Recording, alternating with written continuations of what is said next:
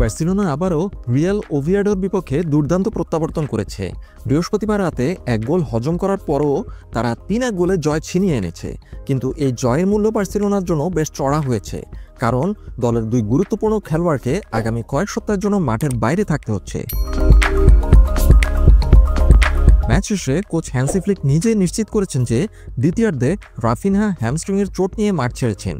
তবে আরও বড় ধাক্কা আসে শুক্রবার সকালে, যখন অনুশীলনে গোলরক্ষক জোয়ান গার্সিয়াও চোটে পড়েন। রাফিনহা ও জোয়ান গার্সিয়া গুরুত্বপূর্ণ ম্যাচগুলোতে অনুপস্থিত থাকছেন। সংবাদ মাধ্যম ডিয়ারিও এস এর খবর অনুযায়ী রাফিনহার হ্যামস্ট্রিংয়ের চোট তাকে প্রায় ৩ সপ্তাহের জন্য মাঠের বাইরে রাখবে। অন্যদিকে জোয়ান গার্সিয়ার চোটের ধরন এখনও পুরোপুরি স্পষ্ট না হলেও তিনিও প্রায় ৩ সপ্তাহের জন্য ছিটকে যাচ্ছেন, যা দেখে মনে হচ্ছে এটিও মাসেল সংক্রান্ত ইনজুরি। এর অর্থ হলো অক্টোবরের আন্তর্জাতিক বিরতির আগে এই দুই মহাতারকাকে পাচ্ছে না বার্সেলোনা ক্লাব।